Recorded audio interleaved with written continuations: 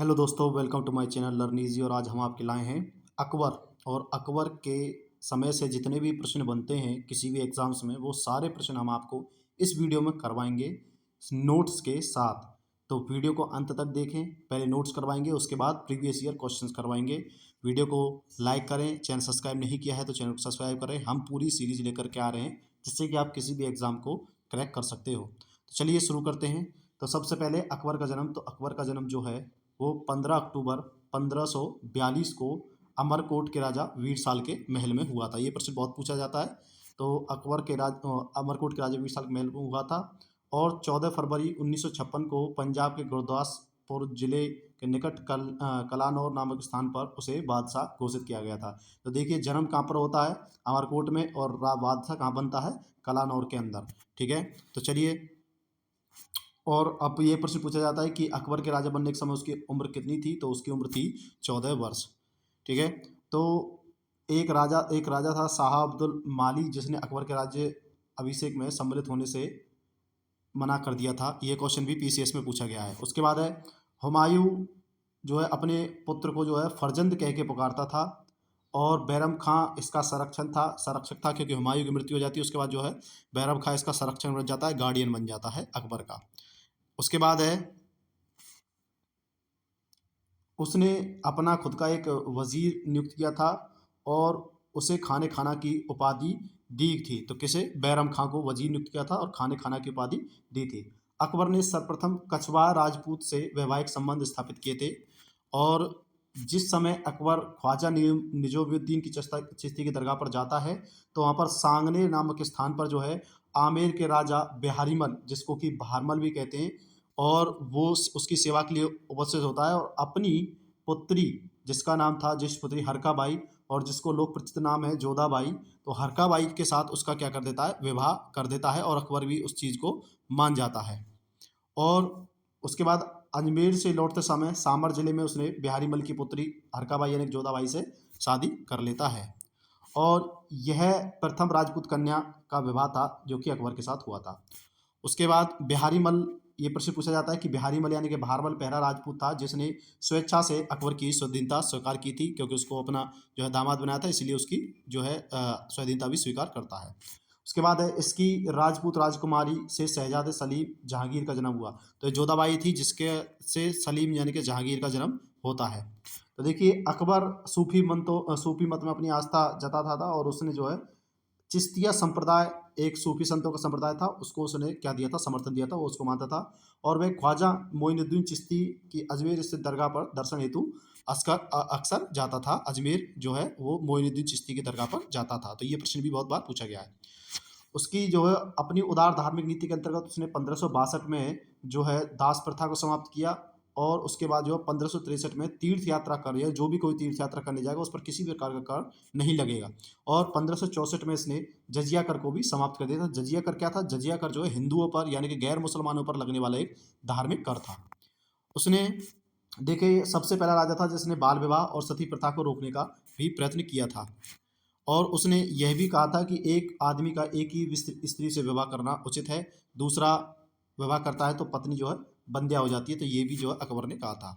उसके बाद है महाम अंगा के पुत्र आदम खां को 1562 में अकबर ने स्वयं मारा था। जो महामंगा थी, उसका जो थी वो उसकी एक, ये समझ लीजिए कि उसकी दूसरी माँ की तरह पर उसका संरक्षण करती थी। तो उसके पुत्र को यानी कि आदम खां को उसने मारा था, क्योंकि उसने जो है अकबर के प्रधानमंत्री अदक खां की हत्या कर दी थी और वो विद्रोही हो गया था इसलिए। उसके बाद है दुर्गावती गोंडवाना के हिंदू राज्य की योग शासिका थी। और अकबर के आक्रमण के फलस्वरूप शत्रु से गिर जाने पर इसने वीर रानी ने आत्महत्या कर ली थी। तो पहली रानी जो आत्महत्या करती है अकबर के जो है आक्रमण के फलस्वरूप, तो वो थी दुर्गावती गोंडवाना की। उसके बाद है 1562 ईस्वी में मारवाड़ के शासक रावचंद्र सेन ने भाद्रा जून में मुगल सेनाओं का आक्रमण का सामना किया। मारवाड़ के शासक थे रावचंद्र सेन। उसने भाद्रा जून में जो है मुगल सेना उस पर आक्रमण कर देती है, उसका सामना करता है। लेकिन जब वो चार तरफ से घिर जाता है तो फिर उसको दुर्ग को छोड़ करके वो सिवाना के दुर्ग की तरफ चला जाता है। और रावचंद्र सेन ने जो है फिर 1579 में वापस से जो है सोजत पर अधिकार कर लेता है। और अकबर फिर से पुनः सेना भेजकर उस पर आक्रमण करवाता है, लेकिन वह पहाड़ी क्षेत्र में चला जाता है और 1581 में उसकी मृत्यु हो जाती है। तो ये थे राजचंद्र सेन, जिन्होंने जो है दोबारा से आक्रमण के स्वरूप जो है सोजत पर अधिकार कर लिया था। उसके बाद है हल्दी घाटी का युद्ध के पीछे अकबर का उद्देश्य जो है राणा प्रताप को अपने अधीन लाना था। तो हल्दी घाटी का युद्ध इसलिए होता कि वो राणा प्रताप को अपने अधीन ले आए, और अकबर ने 1500 अप्रैल में मान सिंह के नेतृत्व में 5000 सैनिकों को राणा प्रताप के विरुद्ध भेजा था। और पहला जो आक्रमण करता है राणा पर, वो मान सिंह करता है, और मान सिंह मंडलगढ़ के मार्ग से होता हुआ गोगुंडागढ़ के 14 मील दूर हल्दी घाटी दर्रे में निकट पहुंचा, और राणा प्रताप भी मुगल सेना का सामना करने के लिए पहाड़ियों से उतर आए। जो युद्ध हुआ वह हल्दी घाटी के नाम से प्रसिद्ध है, जो कि 1576 ईस्वी में हुआ था, और जिसमें जो है महाराणा प्रताप जो है पराजित हो जाते हैं, और वो अरावली में शरण लेनी पड़ती है। उसके बाद मेवाड़ का जो राज्य है वो अभी भी अकबर की संप्रभुता स्वीकार नहीं करता है, और लंबे समय तक मुगलों से युद्ध करता है। राणा प्रताप की मृत्यु के बाद उसका पुत्र राणा अमर सिंह 1615 में जहांगीर से संधि कर लेता। तो ये प्रश्न बहुत पूछा जाता है कि मेवाड़ के किस शासक ने जो जहांगीर से संधि की थी, तो राणा अमर सिंह ने 1615 में। उसके बाद है जब शहजादा सलीम यानी कि जहांगीर का नाम था सलीम, दो जो है विद्रोह करके इलाहाबाद का स्वतंत्र शासक की तरह व्यवहार करना आरंभ कर देता है, तब अकबर जो है अपने मित्र अबुल फजल को बुलाता है, और उसी समय सलीम के इशारे से ओरछा के बुंदेला सरदार वीर सिंह देव ने अबुल फजल की हत्या कर देती है। तो अबुल फजल जो था अकबर का बहुत मित्र था, करीबी था, दरबारी कभी भी था। तो वो क्या करता है कि वीर सिंह बुंदेला जो है सरदार था, वो अबुल फजल की रास्ते में हत्या कर देता है। ठीक है, नेक्स्ट है उसके बाद अकबर पहला ऐसा मुस्लिम शासक था जिसने इस बात का अनुभव किया कि मुगल साम्राज्य की स्थिरता के लिए भारत की बहुसंख्यक हिंदू जनता का सहयोग प्राप्त करना नितांत आवश्यक है। तो वो जानता था कि यहाँ पर अगर राज करना है लंबे समय तक, तो उसे हिंदुओं का जो है विश्वास जीतना पड़ेगा, और इसलिए उसने जो है हिंदू मुस्लिमों के बीच में जो राष्ट्रीय एकता में बांधने का प्रयास किया, और हिंदुओं पर से विभिन्न करों को भी हटाया। मुगल शासन व्यवस्था को स्थापित करने का श्रेय भी अकबर को ही जाता है, और उसने ही केंद्रीय शासन व्यवस्था तथा बादशाह के पद और अधिकार एवं कर्तव्यों की व्याख्या की है। उसने लगान व्यवस्था की भी, मुद्रा व्यवस्था की भी, और मनसबदारी व्यवस्था की भी जो है सभी की उसने क्या की है, अपने समय पर लगाने की सफल प्रयास किए। मनसबदारी क्या थी, तो एक मनसब दे दिया जाता, वहाँ का एक सरदार होता था, वही सरदार वहाँ पर शासन करता था, और अकबर को उसका टैक्स देता था। अकबर एक महान शासक था जिसका साम्राज्य अफगानिस्तान से लेकर गोदावरी के किनारे विस्तृत था। वह एक धर्मनिरपेक्ष शासक था, धर्म नहीं मानता था, संपूर्ण सत्ता उसी में निहित थी, और वह प्रसा के फ्रेडरिक महान और इंग्लैंड की रानी एलिजाबेथ की तरह प्रबुद्ध निरंकुश शासक कहा जाता है, जिसके शासनकाल में कानून दृष्टि से सभी समान थे। तो वो कानून में और न्याय में ज़्यादा जो है विश्वास करता था। देखिए, अकबर के शासनकाल में कुछ केंद्रीय प्रशासन तंत्र थे, जिनमें कि मीर बख्शी जो मुख्यतः सेना विभाग का प्रमुख था, और उसका कार्य वेतन और सैनिकों को संगठन से संबंधित था। उसके बाद है अकबर ने 1500 ईस्वी में घोड़ों को दागने की प्रथा का पुनः प्रचलन किया था। तो घोड़ों को दागने की प्रथा सबसे पहले चलाई थी अलाउद्दीन खिलजी ने, और उसके बाद दोबारा से दोगने का प्रचलन जो किया था वो आपके अकबर ने किया था, जिससे सेनापति अपने घोड़ों को बदल ना सकें अथवा घोड़े को दो बार प्रस्तुत ना कर सकें। उसके बाद है 1574 से 1575 में अकबर ने मनसबदारी व्यवस्था के आधार पर सैनिक संगठित करता है। मनसब का अर्थ होता है श्रेणी पद या अथवा तथा मनसबदार का अर्थ होता है उसका अधिकारी। तो देखिए बताया था, एक सेना होती थी, उसका जो पूरा निरीक्षण एक मनसब के पास होता था। अकबर की जो मनसबदारी व्यवस्था थी वो दशमलव प्रणाली पर आधारित थी। ये प्रश्न पूछा गया है कि अकबर की मनसबदारी जो व्यवस्था थी वो दशमलव प्रणाली पर आधारित थी। दीवान, तो दीवान क्या है, एक फारसी शब्द है, और खलीफा उमर के काल में मुसलमानों ने इसे अपनाया था। वे इसका प्रयोग खजाना के प्रमुख के लिए करते थे। तो खजाना विभाग के प्रमुख को जो है दीवान कहा जाता था। अकबर के शासन के 9वें वर्ष से लेकर 30वें वर्ष तक दीवान का पद मुजफ्फर खां तुर्बती तथा राजा टोडरमल एवं ख्वाजा मंसूर के हाथों में आता जाता रहा। और दीवान जो था आपको पता है जैसे कि आर्थिक मामले में राजस्व का सर्वोच्च अधिकारी होता था। उसके बाद है हमारे पास नेक्स्ट आते हैं, तो देखिए मुगल मनसबदारी प्रणाली जो है मध्य एशिया मंगोलिया से लाई गई थी। इस प्रकार का सैन्य विभाजन जो है चंगेज खां के नेतृत्व में मंगोल सेना में हुआ करता था। अब देखिए मुगल बादशाह अकबर ने मनसबदारी व्यवस्था अपने शासनकाल के 11वें वर्ष यानी कि 1566 से 1567 में प्रारंभ की थी, और मनसब प्राप्तकर्ता 3 विभागों में विभक्त थे, जिसमें से 10 से 500 से कम मनसबदार तथा 500 से 2500 तक अमीर तथा 2500 से ऊपर अमीर आजम कहा जाता था। मतलब जो 10 से 50 के कम की जो सेना होती थी उसे मनसबदार कहा जाता था। 500 से 2500 को जो है अमीर, और 2500 से ऊपर वाले को अमीर आजम कहा जाता था। इसके अलावा जात और सवार की दृष्टि से विभिन्न 3 श्रेणियों में उसने बांटा था। अब उसकी जो भू राजस्व प्रणाली है उसके बारे में थोड़ा सा गौर कर लेते। तो अकबर के शासनकाल में भू राजस्व प्रणाली को जाप्ती प्रणाली का प्रचलन हुआ, जो भूमि सर्वेक्षण, भू राजस्व का निर्धारण, दस्तूर उल अमल और जाप्ती खसरे की तैयारी आधारित थी।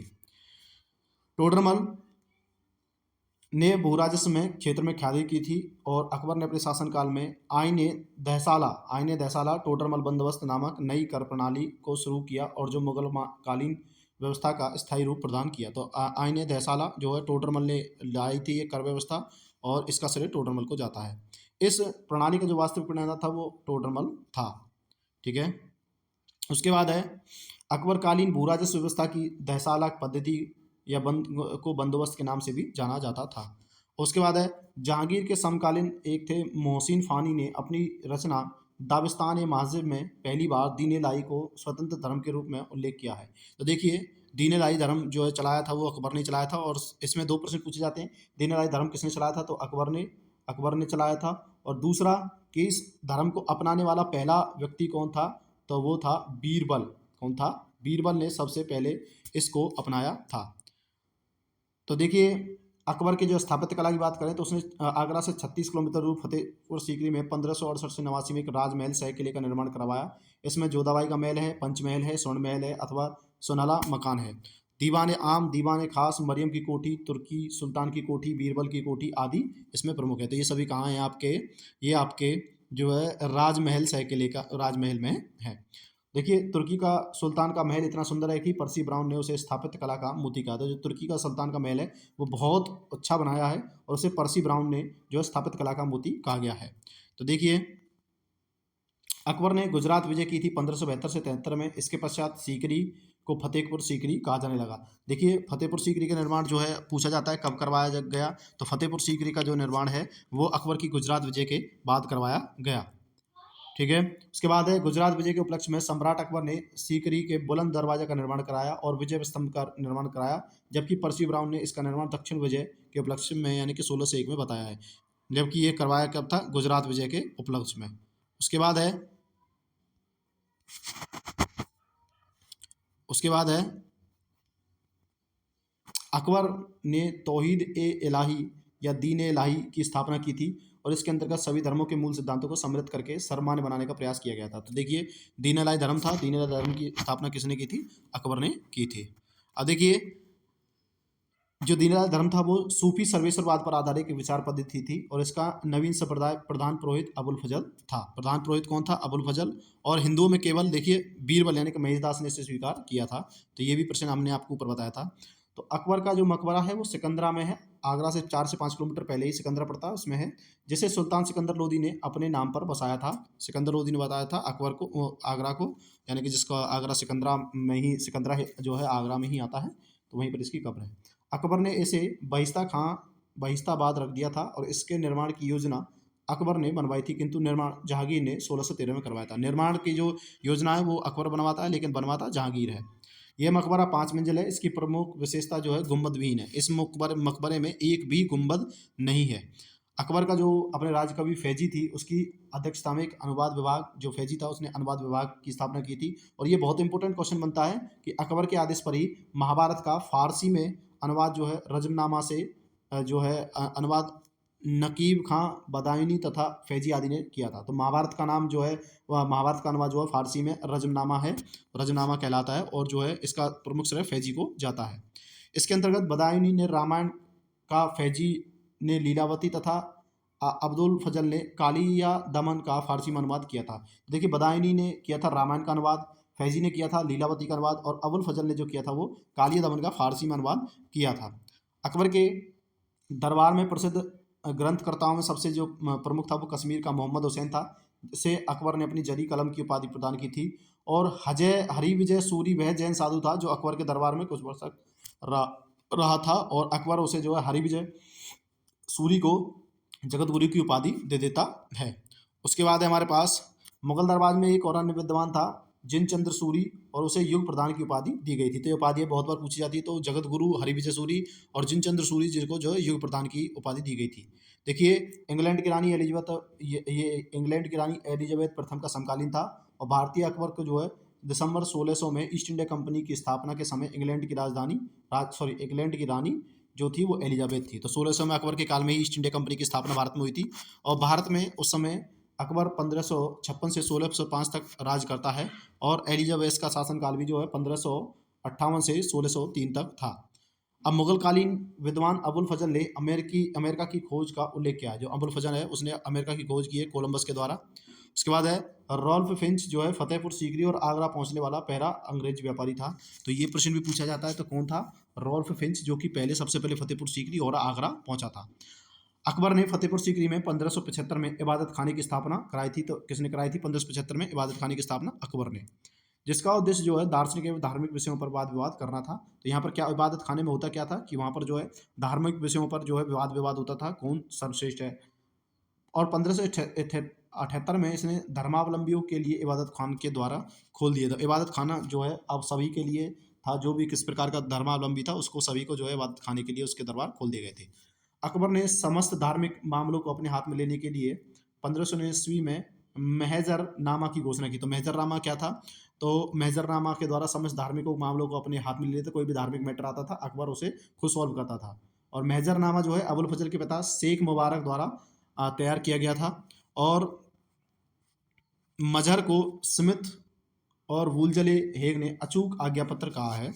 तो अचूक आज्ञा पत्र कहा गया है किसके द्वारा? स्मिथ और वुलजले के द्वारा। उसके बाद है मजहर जारी करने के बाद अकबर ने सुल्तान आदिल या इमाम आदिल की उपाधि धारण की। तो ये प्रश्न बहुत पूछा जाता है कि अकबर ने सुल्तान आदिल या इमाम आदिल की उपाधि कब धारण की थी? तो मजहब जो है तैयार करने के बाद, यानी कि महजरनामा तैयार करने के बाद। अकबर जो है स्वयं बसंत, होली, दीपावली जैसे त्योहारों में भाग लेता था और उसे तुलादान, झरोखा, दर्शन आदि हिंदू त्योहारों का भी स्वीकार किया था। लेनपूल के अनुसार हिंदू राजाओं को एकजुट कर लेना अकबर के समय की सबसे स्पष्ट विशेषता थी। और डॉक्टर आर.पी. सिंह त्रिपाठी के अनुसार अकबर अपने युग की संतान और पिता दोनों था। तो देखिए अकबर के बारे में इंपॉर्टेंट नोट्स थे, इंपॉर्टेंट फैक्ट्स थे। अब आ जाते हैं प्रश्न की तरफ। तो जो प्रश्न जो है हमारे पूछे गए हैं वो देख लेते हैं। तो प्रश्न कोश में पहला प्रश्न है कि निम्नलिखित में से किस स्थान पर अकबर को हुमायूं की मृत्यु की सूचना मिलने पर राजगद्दी पर बैठाया गया था? तो जो है आपको पता है, पहले ही बता दिया था, उसका जन्म तो होता है अमरकोट में, लेकिन जो है उसका राज्याभिषेक होता है वो काला नौर में होता है, जब हुमायूं की मृत्यु 1554 में उसकी जो सूचना मिलती है 1556 में। नेक्स्ट क्वेश्चन है हल्दी घाटी के युद्ध के पीछे अकबर का उद्देश्य क्या था? तो हल्दी घाटी के युद्ध के पीछे उद्देश्य था राणा प्रताप को अपने अधीन लाना, जो कि वो नहीं कर पाया अपने जीते जी।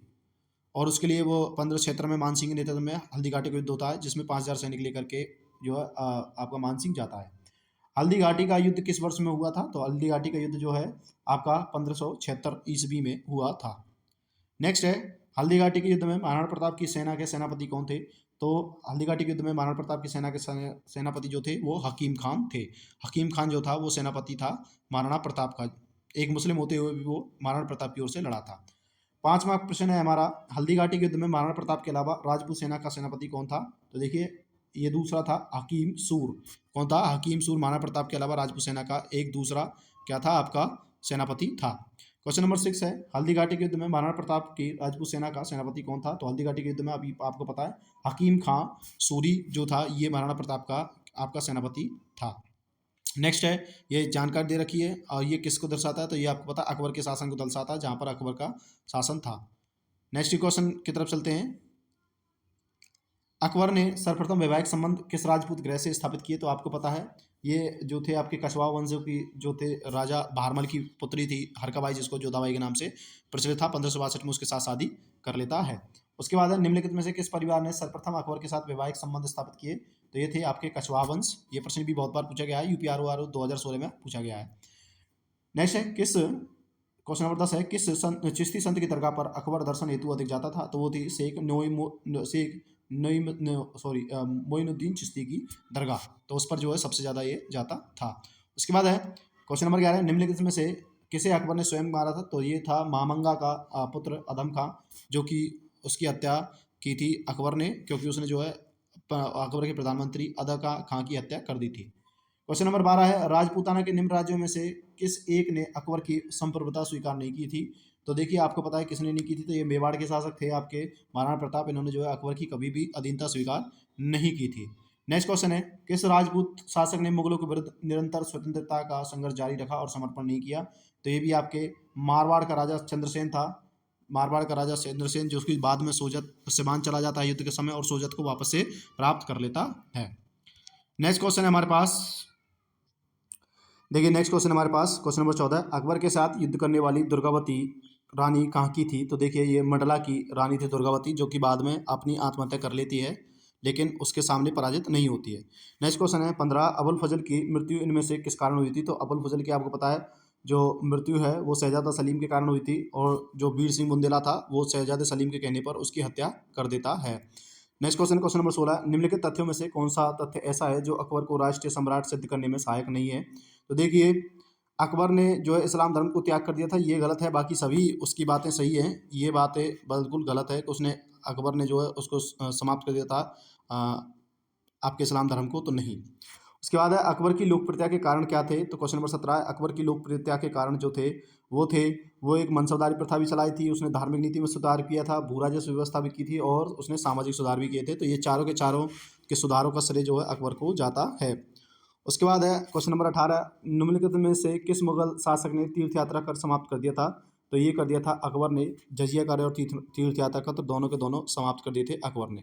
नेक्स्ट क्वेश्चन है, निम्नलिखित बादशाहों में से किसे एक प्रबुद्ध निरंकुश शासक कहा जाता है? तो प्रबुद्ध निरंकुश शासक आपको पता है अकबर को कहा जाता है प्रबुद्ध निरंकुश शासक। महारानी एलिजाबेथ से जब इसकी संज्ञा की गई थी तब उसे अकबर को जो है प्रबुद्ध निरंकुश शासक कहा गया था। क्वेश्चन नंबर 20 है, निम्न में से किसने यह आज्ञा दी थी कि आदमी को एक ही स्त्री से विवाह करना चाहिए तथा दूसरा विवाह कर सकता है जब उसकी पहली पत्नी बंध्या हो गई हो? तो ये कहा था अकबर ने। तो अकबर ने ही जो है दूसरे विवाह पर जो है पहली स्त्री को होते हुए दूसरे विवाह पर रोक लगाई थी। नेक्स्ट है निम्नलिखित में से कौन सा कथन सही है? तो देखिए कौन सा कथन सही है।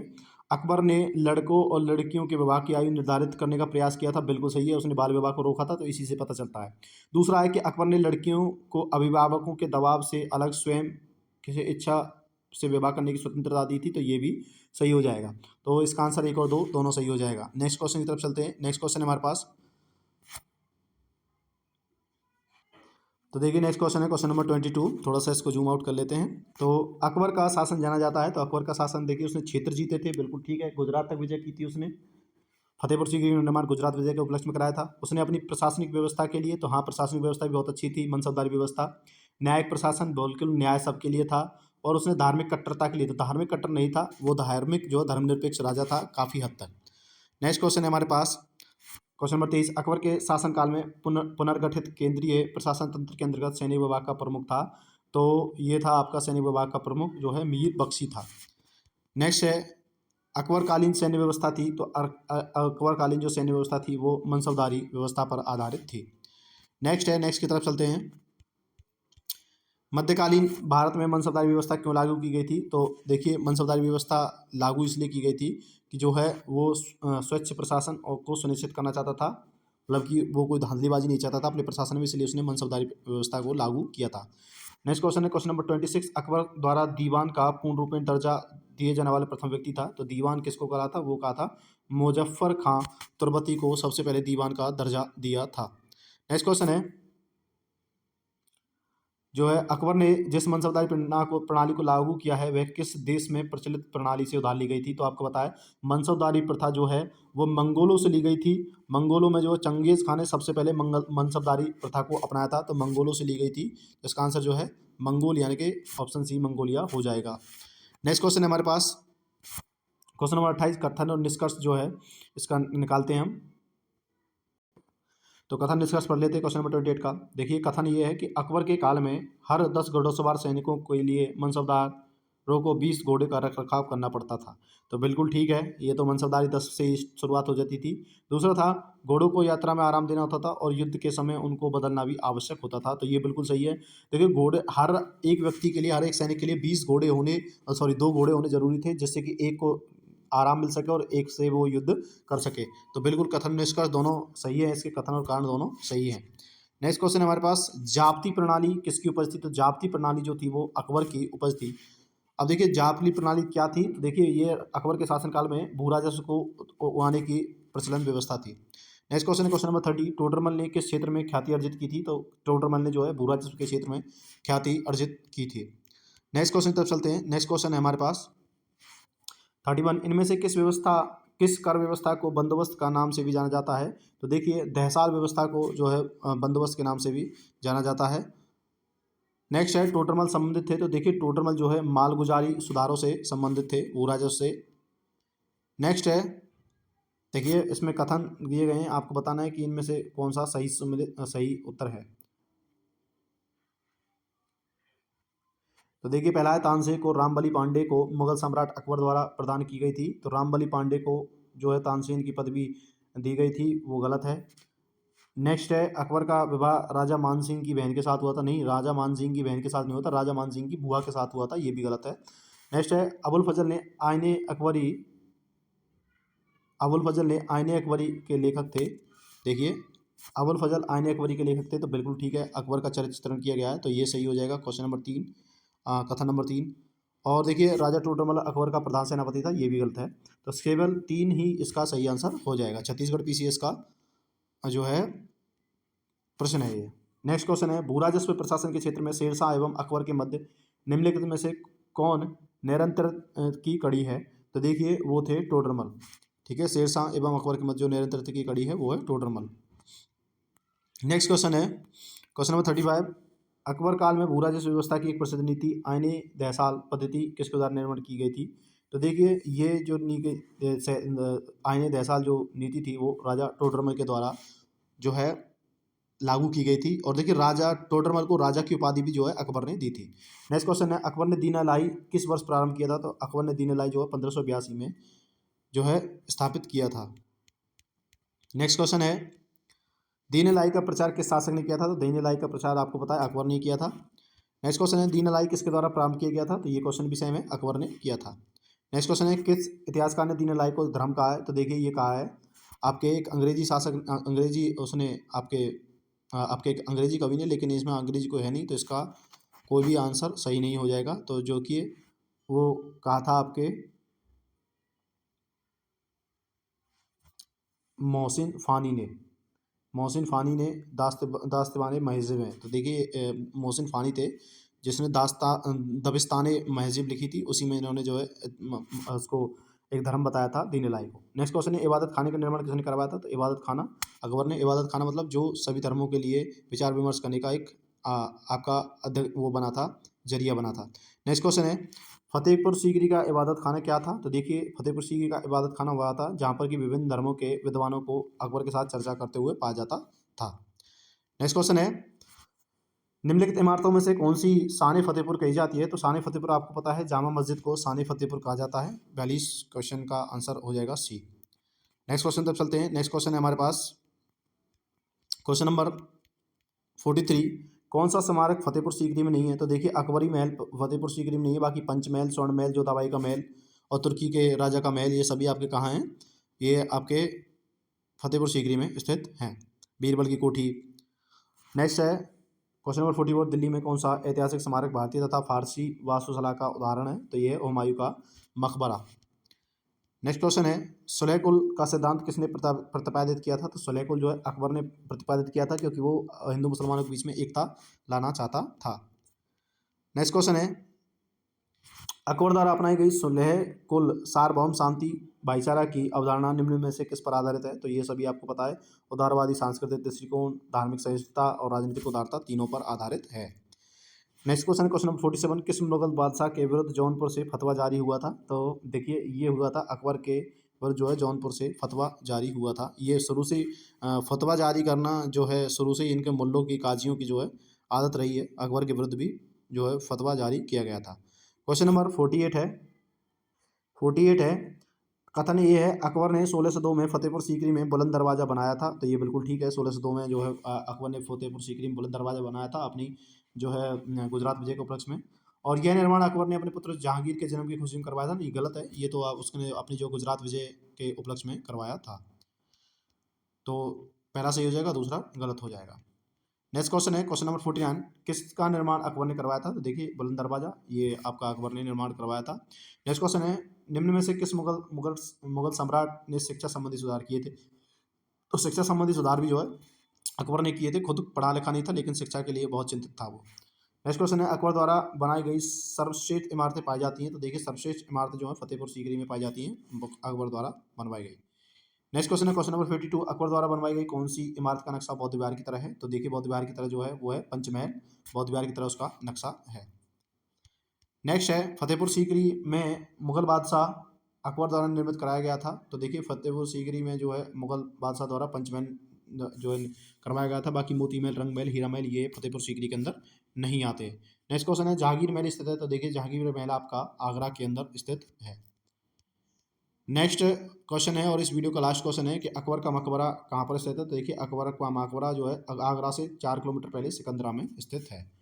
तो देखिए अकबर से संबंधित जितने भी इंपॉर्टेंट प्रश्न बन सकते थे वो सारे हमने आपको करा दिए हैं, यहाँ तक कि नोट्स भी करा दिए हैं। तो आपको अगर वीडियो अच्छी लगी हो तो वीडियो को लाइक करें, चैनल को सब्सक्राइब करें। हम ऐसी ही सारे टॉपिक्स की वीडियो अपने चैनल पर डालते रहेंगे। Thank you.